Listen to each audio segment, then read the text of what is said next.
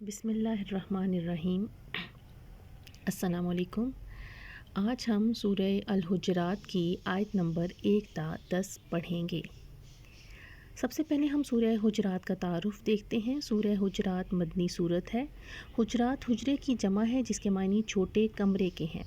چونکہ یہ سورت رسول اللہ صلی اللہ علیہ وآلہ وسلم کے گھروں کا اس میں ذکر ہے جن کو حجرات کہا ہے، اس لیے یہ سورت کا نام الحجرات ہے۔ مضامین: اس صورت میں آداب رسالت صلی اللہ علیہ وآلہ وسلم کے بارے میں بیان کیا گیا ہے اور نبی اکرم صلی اللہ علیہ وآلہ وسلم سے مخاطب ہونے کے آداب بیان کیے گئے ہیں، اور مسلمانوں کے آپس کے تعلقات سے متعلق کچھ ہدایات، اسلامی معاشرے کو مستحکم کرنے والی خصوصیات اور معاشرے کو کمزور کرنے والی برائیوں کی نشاندہی کی گئی ہے تاکہ مسلمان ان برائیوں سے اجتناب کریں۔ سورت کے آخر میں حقیقی ایمان اور کامل ایمان کی نشاندہی کی گئی ہے۔ آئیے سب سے پہلے آیت نمبر 1 دیکھتے ہیں۔ یا ایھا الذین آمنوا لا تقدموا بین یدی اللہ ورسولہ واتقوا اللہ ان اللہ سمیع علیم۔ ترجمہ: اے مومنو، اللہ اور اس کے رسول سے آگے نہ بڑھو اور اللہ سے ڈرو، بے شک اللہ سننے والا اور جاننے والا ہے۔ اس آیت میں رسول اکرم صلی اللہ علیہ وآلہ وسلم کی موجودگی میں ہر قسم کی پیش قدمی سے پرہیز کرنے کا حکم دیا گیا ہے۔ مثلاً ان کی گفتگو سے پہلے کوئی گفتگو نہ کرو، ان سے آگے مت چلو، کھانے کی مجلس میں ہو تو پہلے کھانا شروع نہ کرو بلکہ انتظار کرو کہ رسول اللہ صلی اللہ علیہ وآلہ وسلم کیا فرماتے ہیں، اس کے مطابق عمل کرو۔ آیت نمبر 2: یا ایھا الذین آمنوا لا ترفعوا اصواتکم فوق صوت النبی ولا تجہروا لہ بالقول کجہر بعضکم لبعض ان تحبط اعمالکم وانتم لا تشعرون۔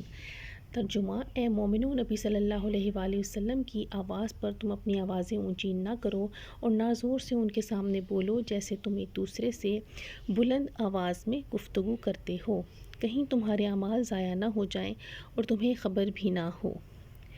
اپنی آواز کو نبی صلی اللہ علیہ وآلہ وسلم کی آواز سے بلند نہ کرو، یہ دوسرا ادب نبوی ہے کہ نہ ہی نبی کو اس طرح پکارو جس طرح تم ایک دوسرے کو پکارتے ہو۔ چنانچہ اس حکم کے نتیجے میں صحابہ کی کیفیت ہی بدل گئی۔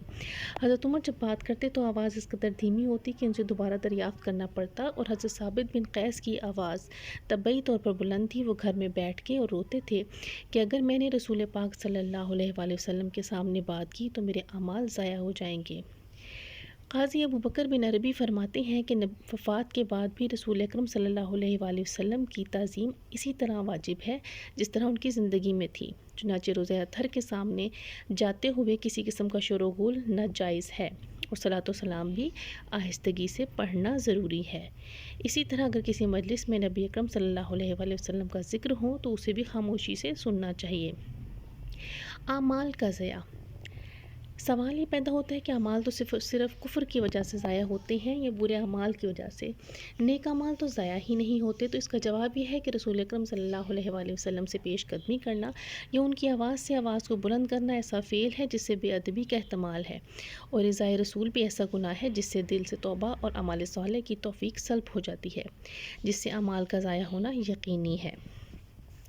آیت نمبر 3 دیکھیں۔ ان الذین یغضون اصواتهم عند رسول اللہ اولئک الذین امتحن اللہ قلوبهم للتقوی لہم مغفرۃ واجر عظیم۔ بے شک جو لوگ اللہ کے رسول کے سامنے اپنی آوازیں پست رکھتے ہیں، یہ وہ لوگ ہیں جن کے دلوں کو اللہ نے پرہیزگاری کے لیے آزمایا ہے، ان کے لیے مغفرت اور اجر عظیم ہے۔ تیسری آیت میں ذکر کیا گیا ہے کہ جو لوگ رسول اللہ صلی اللہ علیہ وآلہ وسلم کے سامنے اپنی آوازیں پست رکھتے ہیں تو اللہ نے ان کے دلوں کو تقویٰ کے لیے خالص کر دیا ہے، اور ان کے دلوں میں خوف الہی کے سوا کوئی چیز نہیں ہے۔ اس کے نتیجے میں اللہ تعالیٰ نے ان کو اپنی مغفرت سے نواز دیا ہے اور ان کے لیے بڑے اجر اور خوشخبری کی بات ہے۔ آیت نمبر 4: ان الذین ینادونک من وراء الحجرات اکثرهم لا یعقلون۔ بے شک جو لوگ آپ کو پکارتے ہیں حجروں کے باہر سے، ان میں سے اکثر عقل نہیں رکھتے۔ ولو انہم صبروا حتی تخرج الیہم لکان خیر لہم واللہ غفور رحیم۔ اور اگر وہ صبر کرتے یہاں تک کہ آپ خود ان کے پاس نکلاتے تو ان کے لیے بہتر ہوتا، اور اللہ بخشنے والا مہربان ہے۔ آیت نمبر 4 اور 5 میں تیسرا ادب سکھایا گیا ہے کہ رسول اکرم صلی اللہ علیہ وآلہ وسلم جب اپنے کسی مکان میں آرام فرما رہے ہوں تو انہیں نام لے کر بلند آواز سے پکارنا بے ادبی کی بات ہے۔ نیز آپ کے آرام میں مخل نہیں ہونا چاہیے بلکہ آپ کے باہر آنے کا انتظار کرنا چاہیے۔ امام بغوی نے ذکر کیا ہے کہ قبیلہ بنو تمیم کے لوگ جب مدینہ پہنچے تو رسول اللہ صلی اللہ علیہ وآلہ وسلم امہات المومنین کے کسی حجرے میں آرام فرما رہے تھے۔ یہ لوگ دیہاتی تھے اور بارگاہ نبوت کے آداب سے ناواقف تھے، اس لیے انہوں نے حجرات کے قریب کھڑے ہو کر زور زور سے پکارنا شروع کر دیا، اے محمد باہر نکلیے۔ اس پر نازل آیت ہوئی کہ جس نے تمام مسلمانوں کو یہ تعلیم دی گئی ہے کہ اگر رسول اللہ صلی اللہ علیہ وآلہ وسلم اپنے آرام کی خاطر گھر کے اندر تشریف فرما ہوں تو انہیں اس طرح زور زور سے پکارنے کی ممانعت ہے، یہاں تک کہ خود اپنی مرضی سے باہر تشریف لے آئیں۔ چونکہ لوگوں نے یہ بات لا علمی اور غیر مہذب ہونے کی وجہ سے سرزد ہوئی تھی، اس لیے واللہ غفور رحیم کہہ کر اس بات کی طرف اشارہ کیا گیا ہے کہ اللہ تعالیٰ نے ان کا قصور معاف کر دیا، کہ اگر یہ لوگ اپنے قصور کی اللہ سے معافی مانگے تو اللہ بخشنے والا مہربان ہے۔ یا ایھا الذین آمنوا ان جاءکم فاسق بنبأ فتبینوا ان تصیبوا قوما بجہالۃ فتصبحوا علی ما فعلتم نادمین۔ اے مومنو، اگر تمہارے پاس کوئی فاسق خبر لے کر آئے تو خوب تحقیق کر لیا کرو، کہیں نادانی سے تم کسی قوم کو ضرر پہنچا دو پھر تمہیں اپنے کیے پر پشیمانی ہو۔